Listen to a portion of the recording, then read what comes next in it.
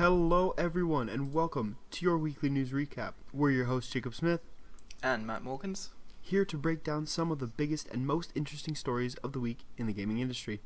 This is VGR's first dip into an audio news format, and we are both incredibly excited to involve you in this fun little experiment. With any luck and hopefully some feedback from you, the listener, we can grow this show into truly something special. But, absolutely. Of course, without further ado, let's get into it. Big news, of course, is surrounding Gearbox and Borderlands 3. I know you've heard a lot about this. It's been making waves the last couple weeks, from rumors to leaks to outright announcements. Indeed, since PAX East, where they had their somewhat troubled live stream, they have now announced rather a lot, certainly more than probably most people were expecting. We had the first trailer at PAX East, and then less than a week later we got another one, which didn't reveal a whole lot of new stuff, but it did reveal some news which has left some PC fans a bit unhappy, which is that the game is going to be exclusive to the Epic Games Store for 6 months, which it is less than most of the Epic Games Store exclusive deals that we've seen in the last few weeks. Obviously we had a lot of them come out of a recent event, things like the upcoming Detroit Become Human port, the Outer Worlds. They've all got one year exclusive deals, so it is a bit shorter, but nonetheless it means obviously people have taken to Steam to review bomb the franchise, which has become something of a reaction. Yeah, well, I think review bombing too has been sort of standard as far as when angry fans emerge, we can expect review bombing to occur, especially Yes. on Steam and on forums like that. But I think was anyone really too surprised by this? I mean, Gearbox No. is owned by Take-Two Interactive, a company who has famously announced their plans and their hopes and wishes to monetize their games as much as possible. So I don't think this was really a surprising move, yet No, it certainly got not. such a visceral reaction from fans. Why do you think that is? Well, I think Borderlands as a series has been long associated with Steam.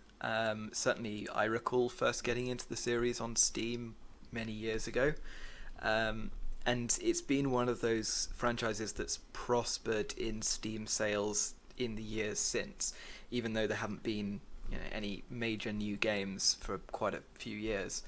So to see it suddenly abandon the platform, I think a lot of PC fans who are used to it being on the platform have been left unhappy.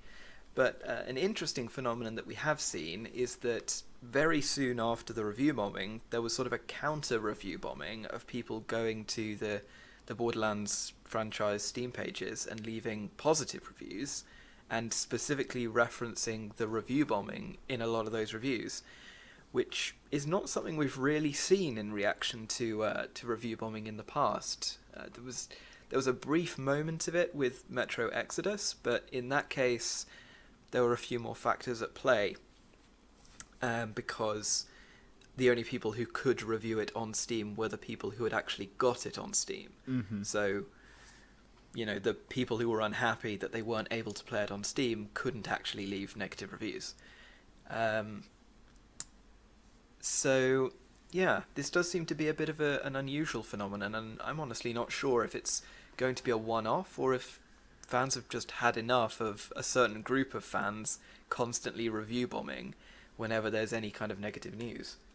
I think that's exactly it, and I think Gearbox and Borderlands specifically both have such a dedicated fan base that I think even the most hardcore fans are, they've had enough. They've had enough of people trashing on Gearbox, on Borderlands Yes. as a franchise, simply because of the decision of Take-Two's decision to move it to the Epic Games Store. And I think Borderlands fans especially are not ones to take things lying down, especially when it's people trashing on Borderlands as a franchise. But yeah, this is something we haven't seen before. You're right, and I think it's interesting. I hope this is a trend that continues because review bombs are so detrimental to the validity of user reviews as a whole on Steam and on online platforms.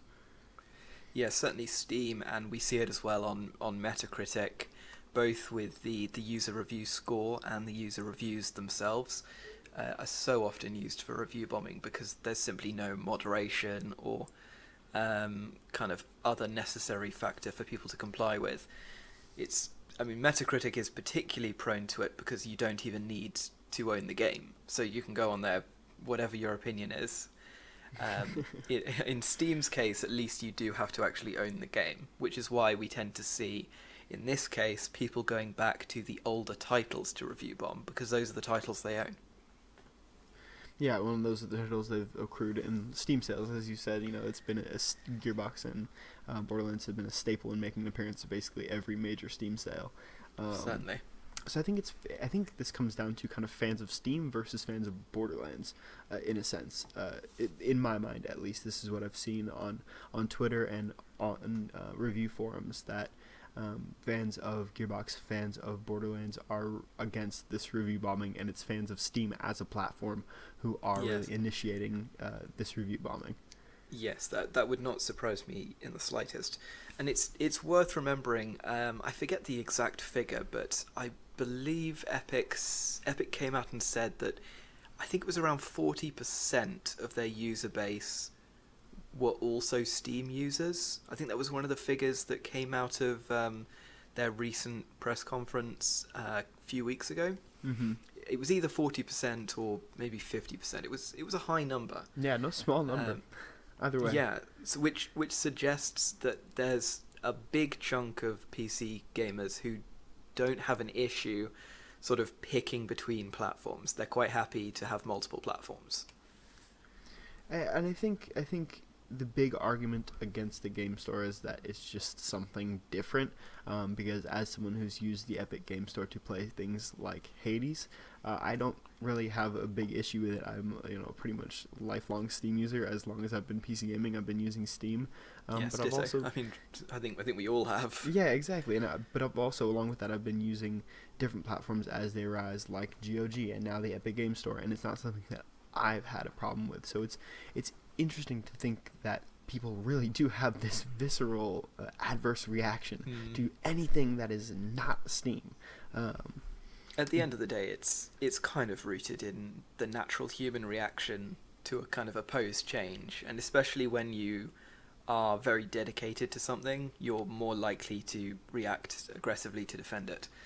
And that's definitely what we're seeing here with dedicated fans of Steam.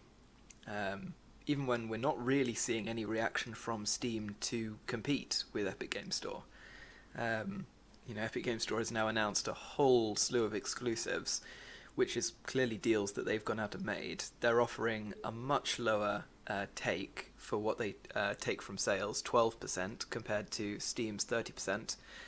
And we haven't really seen Steam announce anything to compete with it. So... Yeah, and analysts are saying that Steam really needs to.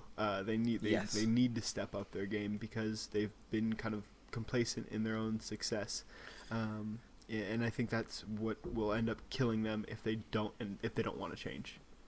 Yeah, for sure. If they aren't quick enough to react, I think what we're going to see is something similar to what the last console generation has been like for Xbox and PlayStation, where they've both existed, but PlayStation has really been the dominant force, and certainly the force which has had access to the vast majority of exclusives. Well, and PlayStation started on top too after a disastrous E3 for Microsoft, in which they were basically saying that they were unwilling to change based on what fans wanted, based on what people who use their platform for either development or for entertainment purposes wanted, and their initial sales suffered from that. No matter what they went back to do to rectify those mistakes, taking away the DRM that was promised, giving us a disc drive, giving us the option to purchase the console without a Kinect. Yeah. But it came at a price, and that was, their stubbornness came at a price, and that was lower sales initially and lower lifetime sales for the console as a whole. So you're right. I think we could definitely see a similar effect happen to Steam if they are subject to their own hubris, as much as Microsoft kind of was in those initial stages with the One. Indeed. As far as Borderlands 3 goes, obviously this exclusive deal is only going to be 6 months, so fans aren't going to have to wait too long before it comes to Steam. And they did come out and announce that it will be coming to alternative PC platforms. So we'd assume that would include Steam. There's not many other alternatives that it could be. Steam and the Microsoft Store, actually, they true. Gearbox did announce there will be cross-platform multiplayer through the Microsoft Store, with consoles Indeed. and such, which is really cool, and it's something that we definitely need to see more of. Cough, cough, Sony, get on it. True indeed. So Borderlands 3 comes out September 13th. You can bet we'll be hearing more about this as time goes on, probably more at E3 as well, knowing... Yes, although Gearbox has certainly continued to release more information in the last week than I think anyone expected after that first trailer, so who knows what we might hear in the next couple of weeks. Certainly. And I think that's, partially due to leaks as well. Information was leaked, release date was leaked, the Epic Game Store exclusivity was leaked, so they said, well, screw it, might as well just open the floodgates. That's true. But I know you've got some news on the 25th anniversary of the Elder Scrolls, all the things that are happening surrounding that. Yep, the 25th anniversary officially happened. I think it officially began about 2 weeks ago and sort of spanned a week long of events.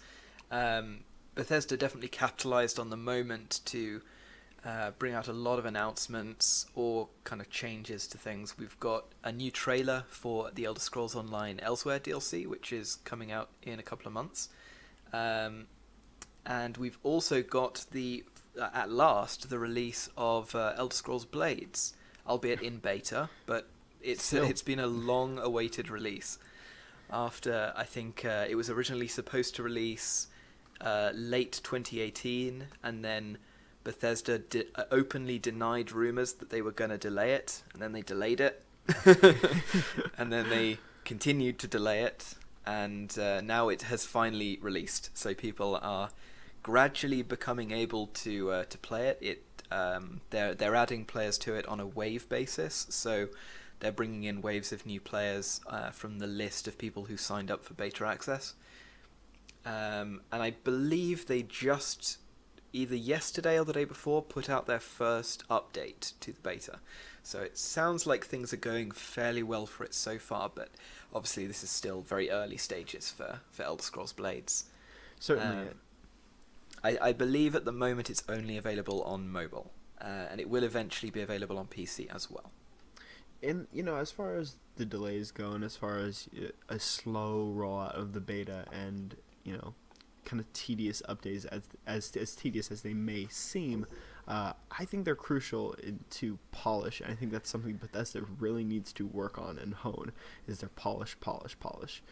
Yes. So I think, for me personally, as a gamer, as someone who's thoroughly enjoyed Bethesda RPGs and wants to see them really elevate what they have, because this 2018 was a challenging year for Bethesda. Certainly. So they've certainly got a lot to prove. They've got a lot to prove in the minds of fans. They've got a lot to prove in the market to critics.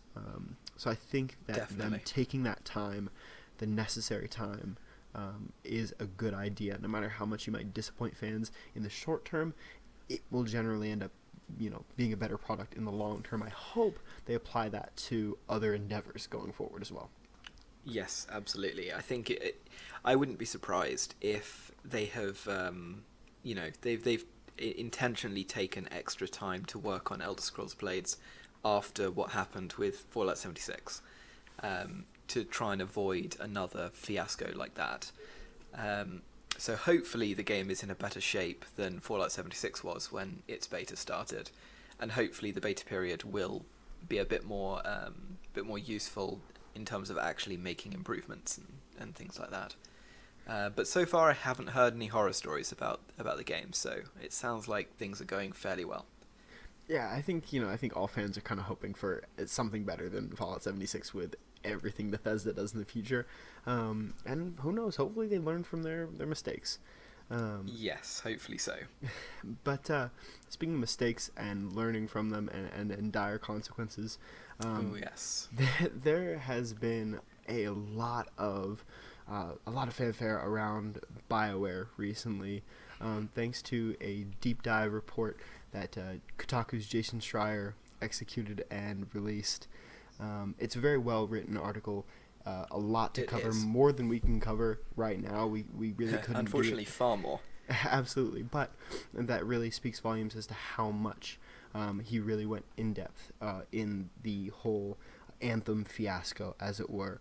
But some things that are really key that I kind of wanted to focus on, that we wanted to talk about today, are the state of BioWare in general as a whole. In the article, Jason Schreier mentioned he talked to 19 anonymous BioWare employees, either former or current, who were present during Anthem's development. And they mentioned stress leave. They mentioned people taking time off and maybe not even coming back simply because they had mental breakdowns. They couldn't handle the pressure that was being put on them later on in Anthem's release, or in Anthem's development cycle, close to the game's release. Whereas in the beginning of the game's life cycle, they felt really good about development, and they always felt like, oh, that BioWare magic is going to pull us through. And then it kind of started to fade over the 7-year development period. Indeed. So that kind of brings a broader question. Do you think that BioWare magic is gone? Well, I think what was really really important to note about the report that Jason Schreier put out was that this wasn't a new phenomenon for BioWare. This issue of stress leave and people being put under enormous pressure was something that had existed already during the development of Mass Effect Andromeda, and actually during the development of Dragon Age Inquisition as well. And one part of the report was that a developer said that there were people internally at BioWare, developers who were suffering during the development of Dragon Age Inquisition, who hoped that Inquisition would fail so that it would illustrate the problems that they were undergoing at BioWare. And unfortunately for them, the game was actually a huge success. So we didn't hear anything about the conditions that the developers were under at the time. Now I think it's becoming a bit more apparent, especially because of this report, and certainly it seems like a lot of other developers in other studios have been reaching out and kind of corroborating the story that conditions like this are not necessarily unique to BioWare. But certainly in BioWare's case, it doesn't sound like a sustainable development model at all. Yeah, not at all. And when you have, like you said, people from other major studios, from other quote-unquote like dream studios that are corroborating these stories, it really makes you wonder the state of AAA gaming as a whole. Is AAA gaming sustainable as a whole in its current state, and the way that it treats developers? Of course, you have last year's big story, which was eventually resolved thanks to a lot of much-needed transparency, but surrounding Rockstar and their Indeed. supposed 100-hour work weeks that they had talked about. And of course, that is absurd. That's like 14 hours a day, round the clock, every day. That's ridiculous. But it was indicative of the fact that people do work their asses off, in the gaming industry. They work so hard, and are they really protected? Are they well looked after? And is that sustainable? Currently, no, it's really not. No, it certainly isn't. And it does seem like we're hearing a lot more about this topic in recent months, especially alongside the news of major layoffs at numerous companies. And I think this is all highlighting really the need for proper unionization within the video game industry. Video game developers need a voice to be able to take their side when a developer is, making decisions like this, because at the moment there is nobody to take their side. And so if a developer wants to cut costs by cutting staff in between projects, there's nobody to stop them. Yeah, I mean, you look at what just happened at EA. 350 employees are laid off. Granted, absolutely, that was overseas. That was in their Japanese and Russian operations, primarily in marketing teams and the like, not necessarily development. But those people were just cut loose. Granted, they will receive severance and all the necessary things when properly laid off, properly fired. But still, it speaks volumes as to how sudden this was. This is right after GDC, which would have been a great place for people to go and network had they known they were losing their jobs. But certainly that lack of transparency is something that is very commonly a factor in these stories. Yeah. That developers very suddenly find that they're out of a job. I recall back to the collapse of Telltale Games, where people had literally just been hired by the company and moved across country, and suddenly they were left without a job. That's such mismanagement. Yes, that's a particularly bad example, but to be honest, in the context of things, it's not that extreme compared to some of the other stories that we've seen, and we really need something like proper video game unions just to stop these things from continuing. Because in the current state of the industry, I really don't see this changing. Yeah, well, I think it's important to highlight developers who are actively fighting for developers and publishers who are actively fighting for this unionization. I think Devolver Digital is a really good example of they're AAA. Definitely. They're AAA indie. They're indie, but they're AAA indie, and they have a lot of development teams under their belt, and they are constantly preaching and pushing for unionization and protection of developers. And I think honing in on those publishers is just as important as highlighting the ones who are doing a bad job at taking care of their employees. Absolutely.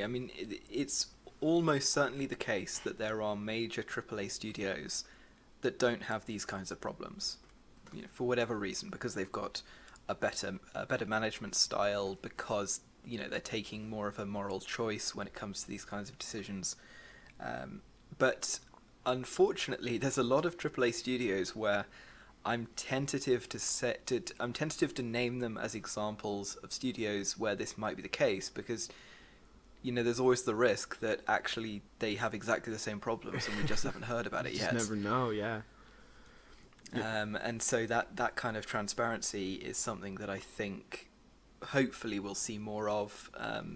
More kind of investigative reporting like this, more developers willing to talk to investigative reporters, and kind of out these kind of negative conditions at the studios that they're working at. So hopefully we'll start to see some changes with reporting like this. Certainly, and it's some of the most important reporting that can happen in the industry, breaking down those barriers, increasing transparency, and letting consumers and customers know exactly where their money is going and what kind of companies they're supporting.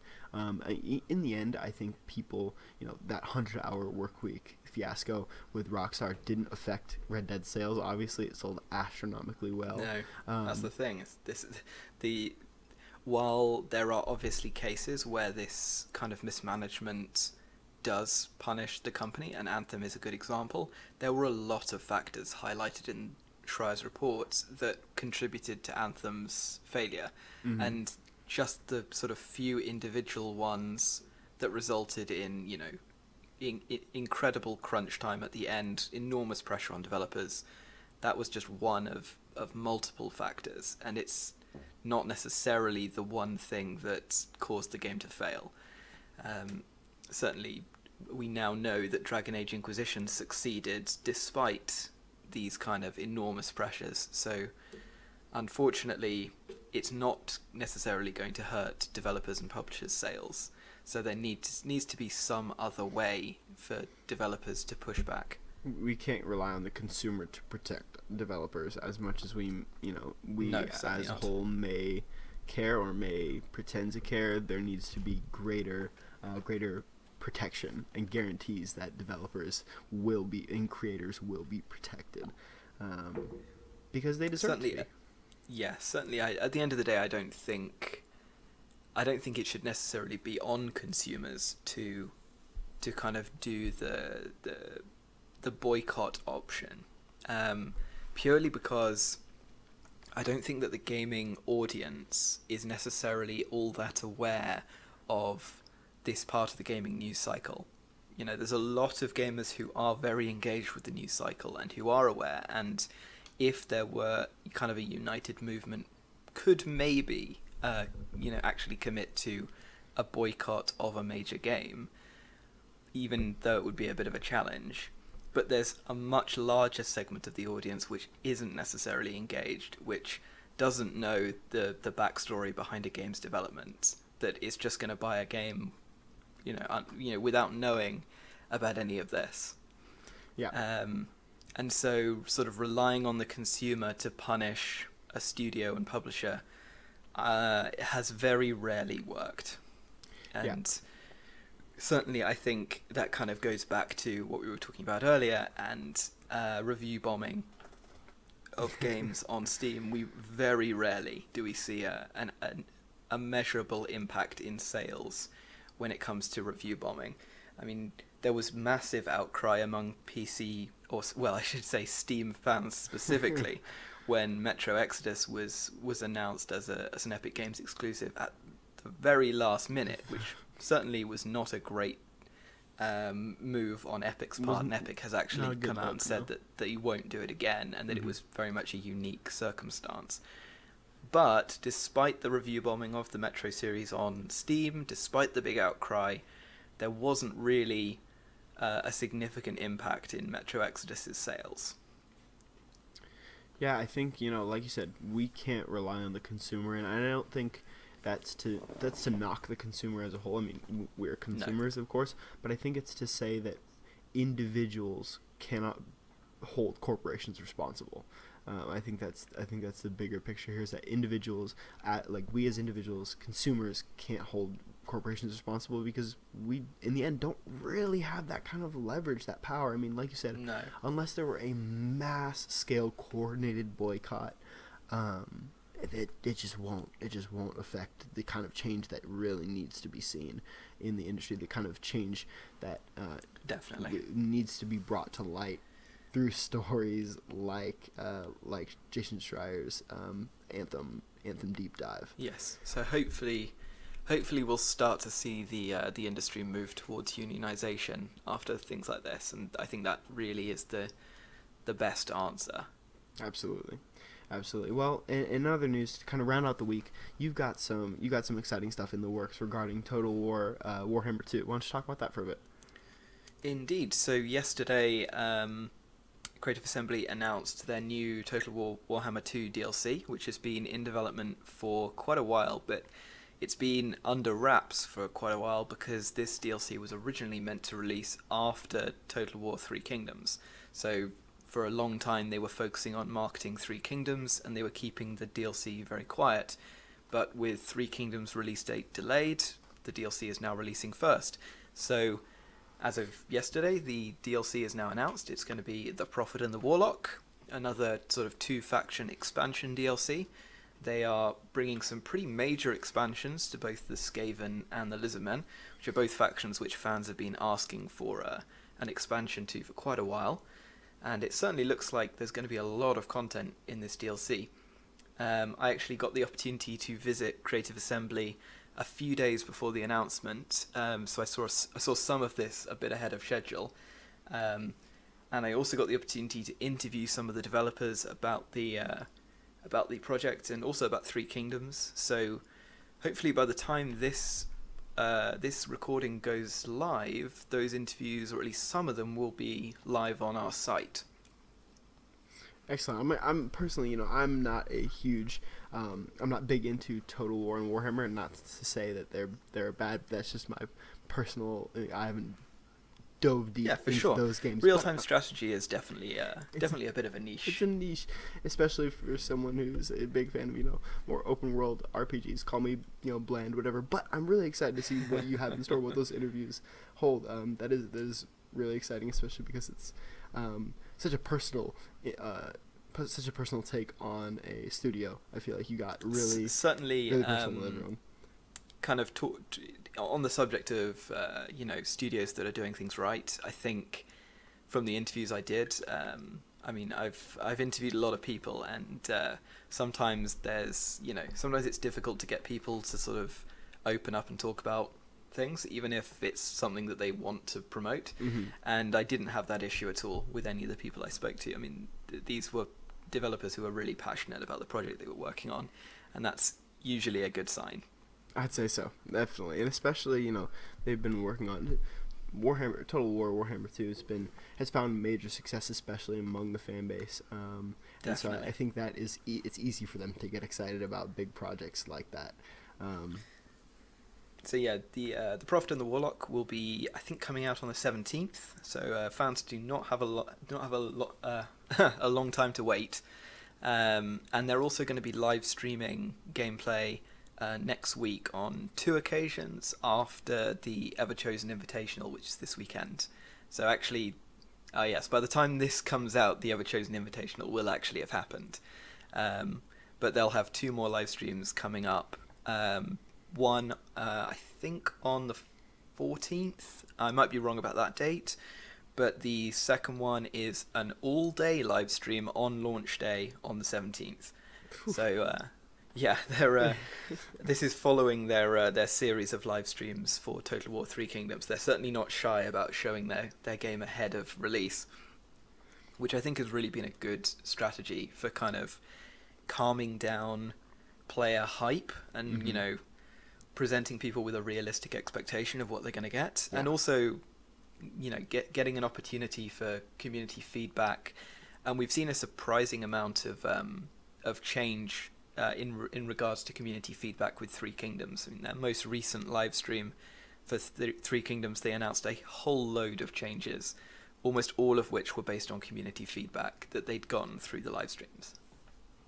That's awesome. It's really cool to see developers get really involved with the community, and I think when you're developing for such a tight knit, like as you said, kind of niche community like the Total War community, you really need to be involved to be in tune with exactly what they want. And I think it sounds like they're doing a really good job of all that. Certainly, at the moment, it seems so. So yeah, hopefully the interviews will be up in the next couple of days, and the last one, I don't know if that'll be up by the time this goes up, but if not, it'll be out very soon after this. All exciting stuff. I'm really looking forward to hearing what you got out of those guys over at Creative Assembly. That's really exciting. And that's going to do it for us today. Thank you so much for tuning in. You can find all these stories and more at VGR.com. Links will be in the description, show notes, wherever underneath this recording. Once again, I'm Jacob Smith. I'm Matt Morgans. And we will see you next week.